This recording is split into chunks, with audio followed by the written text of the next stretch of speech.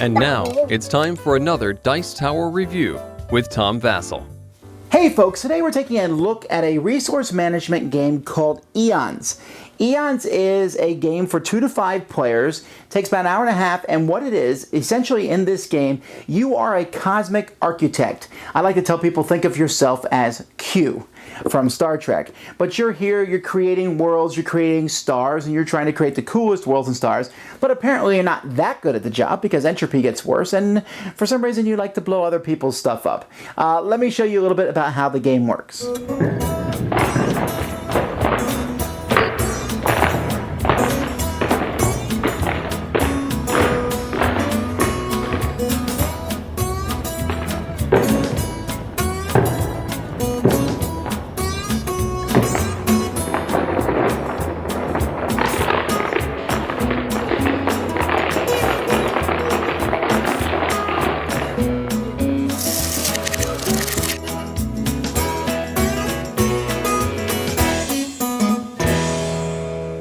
In this game, you have different resources. Each player will start with some of these resources. There's hydrogen, carbon, oxygen, iron, and you have a chance to get uranium. There's also this resource called essence. I think the best way to think of essence is as the money of the game. In the middle, you have two things here. You have here the entropy chart as planets. You put this on however many players are starting, or however long of a game you want, essentially. And every time a planet or star is destroyed, it moves downwards. Once it hits 0, the game is going to be over. Over here you have a cycle, which essentially just tells you the different phases of the game. First you have create, account, plan, fusion, and purchase. Players are going to have a handful of 7 cards, and in the create phase of a game, they have a chance to play these cards in front of themselves if they have the resources to put those cards into play. Many of the cards in play are stars. Here, for example, you see this star here is worth 1 victory point for the person who puts it in play. It gives you 1 essence every turn. And then to play this star into play, you have to pay 2 essence to the stockpile. And then you will place from the stockpile 1 hydrogen and 2 carbon on that star. And so there are many different kinds of stars. You have a yellow dwarf star, a white dwarf star, a red giant star, a yellow giant star, a blue giant star, and a white giant star. Each of these stars also shows on the outside how many planets that star can support. And that's a big deal because you will also be playing planets as the game goes by, but unless you have enough stars to support these planets, they won't give you their resources, which are more than the stars, and victory points. When you build a planet, you pay these resources back to the stockpile, and you can see that planets cost a great deal more, and you don't put anything on them like you do with stars, rather you just pay for them. Then there are other things that you can play to put onto planets. You can give a planet life if you'd like to, and then once a planet has life, you can add to that life civilization. There's also small and large nebulas that you can put into play. So players will do this until the create phase is over. Once you don't have any more resources or anything to put out, then you pass. Then we go to the account phase.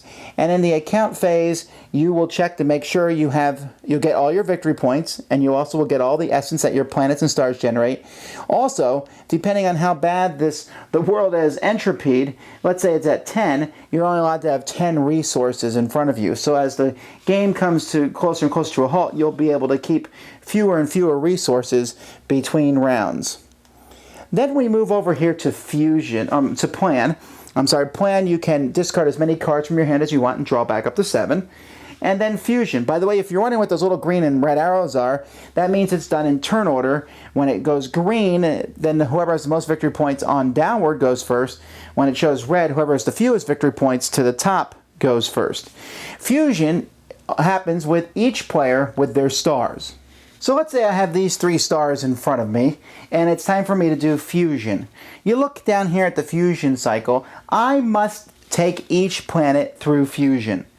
The way fusion works is I can change 1 hydrogen to 1 carbon, 2 carbons to 2 oxygen, 2 oxygen to 2 iron, and then I can pay 2 essence and 2 iron and change it into 1 hydrogen, 2 carbon, and an oxygen. So I look at each planet, 2 reds to 2 blues to 2 iron. I don't have that. I don't have 2 iron, so I can't even do the second ones. Here I can change 2 red to 2 blues. So I do that. I change 2 red, put 2 blues on the planet. Now, when I add these 2 blues to the planet, I can keep them if I want to, or I can put them on the planet.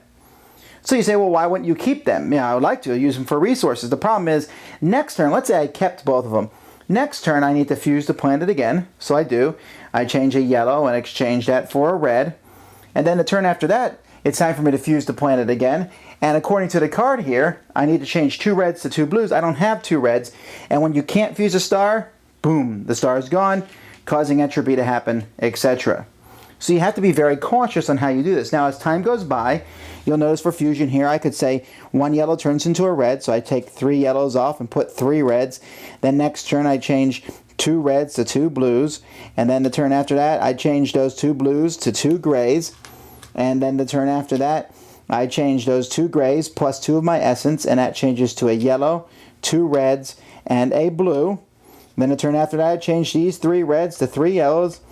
And then these 4 yellows change to 4 reds. And then these 4 reds change to 4 blues.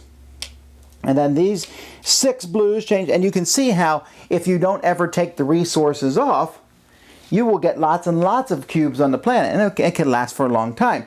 But that's not useful to you, so you need to pull them off. And you also have to be careful, because if you can't change the resources in, as this is finite and resources will get spent and destroyed and put into the box, not able to use anymore, then your stars will just blow up because they don't have the ability to fuse. Players also have the chance during the create phase to play cards that are just really annoying. They can play a neutron star, which can destroy someone else's star, or you can destroy your own because it is worth several victory points, or meteor strikes that destroy planets, or a supernova to destroy a star. This is how uranium often gets in the game, or cosmic collisions, or black holes. Sometimes you'll do them to yourselves because of the victory points. Sometimes you'll do them to other players to blow their stuff up and make them lose the victory points. Also, each player has a force token. This force token can be put on a planet or a star. That protects other players from messing with it. And if it's a planet, it doesn't even need to orbit a star. You'll still get stuff, essence and victory points from it. So the game will continue until entropy reaches 0. At that point, you'll go around one more time till you get to the account phase. Everybody will total up the current victory points on their planets and such, and whoever has the most points is the winner of the game. Okay. There's some very interesting things in this game. First of all, by far, the most interesting, unique mechanic to this game is the fusion for the stars. I really enjoy that. It is the single most entertaining aspect of the game and has some very strategic and tactical things you can do. As you take these and you decide how to fuse these stars, and you can fuse part of a star, you always have to do fusion. So you can try to fuse things to mess other people up, to make resources low, to hurt them. By the way, I didn't mention in the rules explanation, you can also buy resources from turn to turn. They cost 1, 2, or 3, 4 essence, so that's another way to get resources you don't have. But the fusion, as you kind of hold that limit down, and it reminded me somewhat of another game, Power Grid, where you took resources deliberately to mess over the player in the lead. That's kind of how this felt. But just how to fuse things. It was like this neat, continuous cycle that you can break by pulling the resources off and using them, or you can nurture and let it grow more and more so that you can pull off a whole pile of resources. It's a really cool mechanic. The rest of the game isn't quite so cool. It's interesting as you build the planets. I like how the planets have to orbit a star. The artwork is really cool. The whole thing has a very strong spacey feel to it. There is a very strong take that element to this game. I mean, you will blow someone's stuff up. Yeah, you can protect one thing with your force icon, but that's not enough sometimes with the bloodthirsty people that you will play, and they won't necessarily be happy with how you're doing things and such. And so there will be that constant back and forth, and being in the lead is not necessarily a good thing because, first of all, you don't get the resources you want, and everyone's going to attack your planets near the end of the game. So it's very interesting when to turn your planet into a black hole, or starting a black hole. It won't produce any more resources, but that's a lot of points. There's a lot of cool back and forth stuff in the game. I'm just not sure it meshes together as good as it could be. I think EONS is a good game that could have possibly been great. It certainly has a great mechanic in it. That fusion thing is neat. Oh, I really like that. As it is, otherwise though, the take that element is almost a little too strong. You could argue and say, well, yeah, you should hit the person down, but in a resource collection game like this, it almost feels counterintuitive. I like the idea of the entropy getting smaller, but it also makes the end of the game not nearly as exciting as I thought it could be. So it's pretty good, with a very good theme and an excellent mechanic. It certainly is one that you might want to at least give a try, a whirl to, for something interesting and unique, not the same old. That would be EONS. Thanks so much for watching the Dice Tower videos. Find more great videos and reviews, as well as our top-rated audio podcast at Dicetower.com. You can also find other great shows at DicetowerNetwork.com. I'm Eric Summerer, and you've been watching The Dice Tower. The Dice Tower is sponsored by Cool Stuff Inc., where you can find great games for great prices. Cool stuff in stock. Check them out at CoolStuffInc.com. Shut the door!